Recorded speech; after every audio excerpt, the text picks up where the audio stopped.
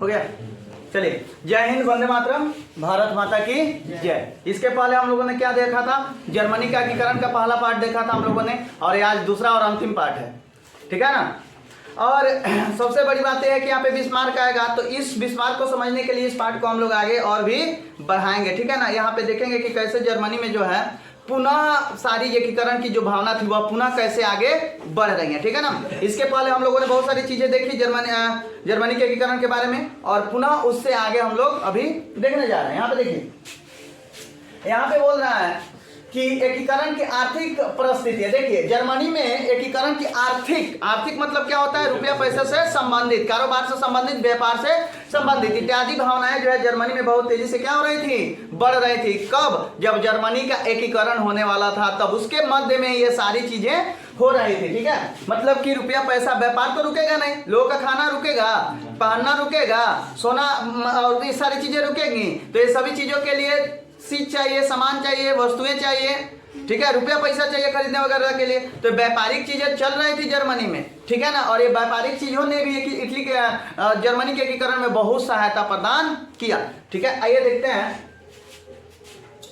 ठीक है। 1834 ईस्वी में आर्थिक व्यापारिक समानता, यहाँ पे आर्थिक व्यापारिक समानता देख रहे हैं, आर्थिक व्यापारिक समानता के लिए कुछ व्यापारियों ने एक संघ की स्थापना की। कुछ व्यापारियों ने एक संघ की स्थापना की, जो पर्सा, ऑस्ट्रिया और जर्मनी ये सब मिल करके व्यापार करने के लिए कुछ नियम और कानून बनाए। इससे एकीकरण के मार्ग में थोड़ी सी क्या हुई? बढ़ोतरी हुई, ठीक है ना। चलिए, परंतु ये सारी चीजें निष्फल हुई। उस समय तक जर्मनी के एकीकरण में जो है कोई भी ज्यादा प्रभाव नहीं हुआ। ये सारी चीजें क्या हुई? निष्फल हुई, ठीक है ना। यहाँ पे देखिए, 1830 की क्रांति फ्रांस में हुई थी। 1830 की क्रांति जो फ्रांस में हुई थी, एक राष्ट्रवादी आंदोलन था, राष्ट्रवादी क्रांति थी, ठीक है। तो इसने क्या किया? जर्मनी के एकीकरण को क्या दिया? हवा दिया। जर्मनी के एकीकरण को क्या दिया? हवा। हवा का अर्थ होता है जैसे कोई आग धीरे धीरे जल रहा है, तो उसको जब हवा मिलेगा तो और फफा के जलेगा और लहलिया के जलेगा। बात बुझा रहा है? तो यह क्रांति ने जर्मनी के एकीकरण को क्या किया? हवा दिया। वहां पे जो विरोध कर रहे थे लोग एकीकरण के लिए, राष्ट्रवाद की स्थापना के लिए, ठीक है ना, तो उसको और हवा यह दिया, ठीक है। कौन? 1830 की फ्रांस की क्रांति, ठीक है ना। देखिए, सेक्सनी और हनोवर दो क्षेत्र था, किसका? जर्मनी का। वहां जो है विद्रोह स्टार्ट हो गया था। क्या हो गया था? विद्रोह स्टार्ट हो गया था। तो विद्रोह किसके लिए होगा? कोई विद्रोह क्यों करेगा? अपनी स्वतंत्रता के लिए, अपनी आजादी के लिए, और राष्ट्रवाद के द्वारा ये सारा चीज मिल रहा था। तो राष्ट्रवाद के परिप्रेक्ष्य में ये लोग क्या कर रहे थे? विद्रोह कर रहे थे। कहाँ के लोग? सेक्सनी के और हनोवर के। कहाँ के बोलिए? सेक्सनी के और हनोवर के। कहाँ के? तो ये राष्ट्रवाद के लिए क्या कर रहे थे? आंदोलन कर रहे थे, जिसको पर्सा और ऑस्ट्रिया ने मिलकर के दबा दिया। पर्सा और ऑस्ट्रिया ने मिलकर के क्या कर दिया?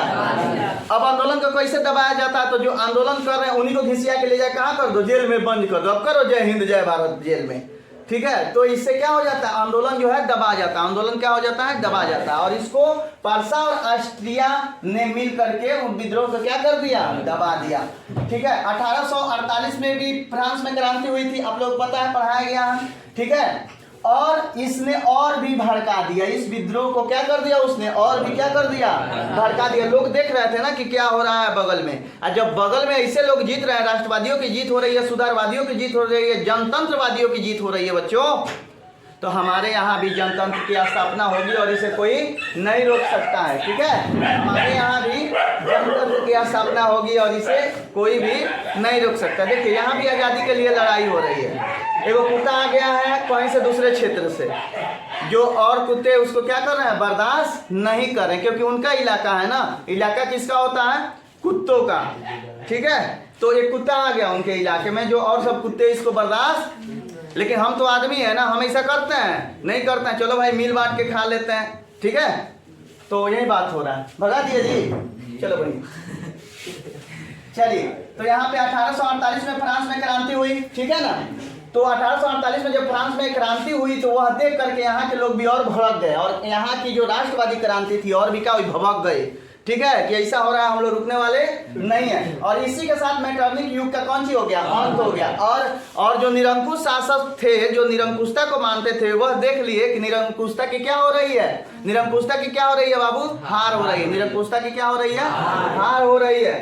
ठीक है, 1848 ईस्वी में जो संसद की सभा थी, ठीक है, फ्रैंकफर्ट, क्या नाम था उसका, फ्रैंकफर्ट, क्या नाम था, फ्रैंकफर्ट, उसको जो है राष्ट्रवादियों ने बुलाया, उसको राष्ट्रवादियों ने बुलाया एक जगह, फ्रैंकफर्ट को क्या किया, बुलाया। और ये कहाँ की संसद की सभा थी, तो यह पर्सा, ऑस्ट्रिया और जर्मनी के मिले जुले राष्ट्रवादियों का क्या था, संगठन था। मिले जुले राष्ट्रवादियों का क्या था, संगठन था, जो 1848 में एक जगह बुलाया गया था। और इसमें एक निर्णय लिया गया था बच्चों। उसमें निर्णय क्या लिया गया था कि जो पर्सा का शासक है फ्रेडरिक विलियम, कौन, फ्रेडरिक विलियम जर्मन राष्ट्र का नेतृत्व करता होगा, जर्मन राष्ट्र का नेतृत्व करता होगा। उसके ही नेतृत्व में, उसके ही शासन में जर्मनी राज्य का एकीकरण होगा। और जब एकीकरण होगा तो उसका नेता, उसका राजा, उसका शासक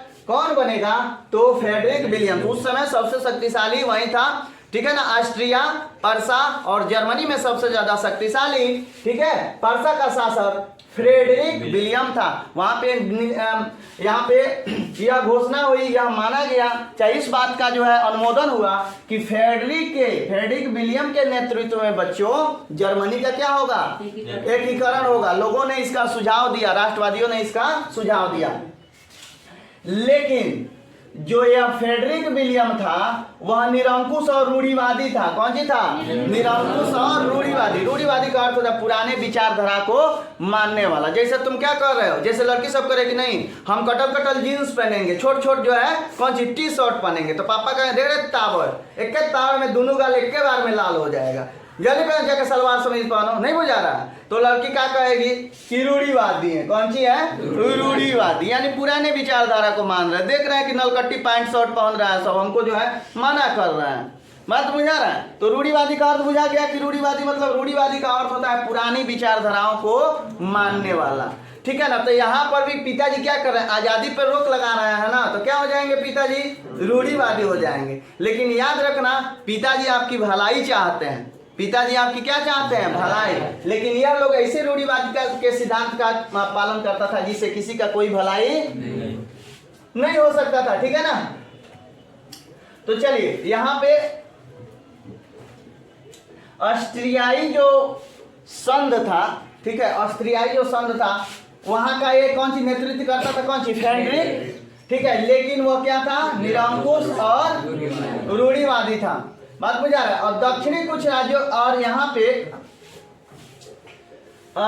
ऑस्ट्रिया में कुछ जगह पे कौन सी हो रहा था, संघर्ष भी हो रहा था। ऑस्ट्रिया में कुछ जगह इसके लिए क्या हो रहा था, संघर्ष हो रहा था। और जर्मनी के कुछ दक्षिणी राज्यों में भी इसका कौन सी हुआ, विरोध हुआ। दक्षिण जर्मनी में भी जो है इसका क्या हुआ, विरोध हुआ। किसका, फ्रेडरिक का, किसका, फ्रेडरिक का, बात बुझा रहा है। चलिए आगे बढ़ते हैं। पर्सा और ऑस्ट्रिया में विद्रोह हो गया, पर्सा और ऑस्ट्रिया में विद्रोह हो गया। क्यों होगा विद्रोह, क्योंकि राष्ट्रवाद की भावना अब किसी को चैन से नहीं रहने दे रही है। राष्ट्रवाद की भावना जो है किसी को अब चैन से नहीं रहने दे रही है। और पुनः पर्सा और ऑस्ट्रिया में विद्रोह जो है भभक उठा, ठीक है। देखिए उसके बाद जो है फ्रेडरिक की मृत्यु हो गई। उसी समय फ्रेडरिक की क्या हो गई, मृत्यु हो गई। और उसका भाई आया, उसका नाम था विलियम। क्या नाम था, विलियम। ऐसे बुक्स में तो विलियम ही दिया है, ठीक है, पता नहीं पूरा नाम क्या था उसका, ठीक है। मैं 10th क्लास के BTBC को फॉलो कर रहा हूँ, ठीक है ना, उसी को पढ़ा रहा हूँ, उसी के बारे में बता रहा हूँ, ठीक है ना।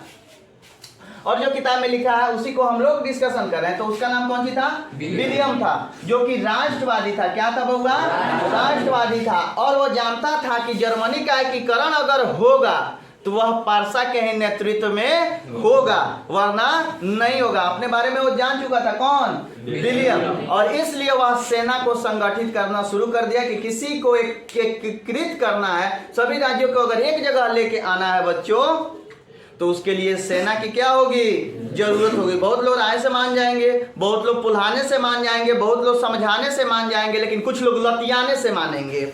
बात बुझा रहा है? इस तरह के भी लोग होंगे, और इस तरह के लोगों के लिए सेना की क्या होगी, जरूरत होगी। तो पर्सा के शासक विलियम ने सेना का संगठन भी करना शुरू कर दिया, सेना का संगठन भी करना शुरू कर दिया, ठीक है। उसके बाद उसने क्या किया कि बिस्मार्क को अपना चांसलर बनाया, बिस्मार्क को अपना चांसलर बनाया। अब आ गया ना बिस्मार्क। अब बिस्मार्क के बारे में हम नेक्स्ट वीडियो में बहुत बढ़िया से चर्चा करेंगे। देखिए बिस्मार्क भी एक बहुत ही बढ़िया व्यक्तित्व का आदमी था, यह भी कुशल कूटनीतिज्ञ था। और एगो कौन था कुशल कूटनीतिज्ञ, कौन का, और एक आ जाएगा कौन सी, अब बिस्मार्क। देखिए यही कुछ लोग आते हैं जो दुनिया की दशा और दिशा क्या कर देते हैं, बदल देते हैं, ठीक है ना। धूर्तता भी सही है, क्या धूर्तता भी सही है, कब, जब आप धूर्तता जन कल्याण के लिए कर रहे हैं, जब आप धूर्तता जन कल्याण के लिए कर रहे हैं, ठीक है, तो सही है। लेकिन किसी का जिंदगी बर्बाद करने के लिए, किसी को तबाह एंड बर्बाद करने के लिए अगर धूर्तता और चालाकी कर रहे हैं, तो आपके साथ ऊपर वाला ऐसा चालाकी करेगा कि आप चारों खाने क्या हो जाइएगा, चित हो जाइएगा। तो इसी के साथ अपने दोस्त और होस्ट को दीजिए इजाजत। जय हिंद।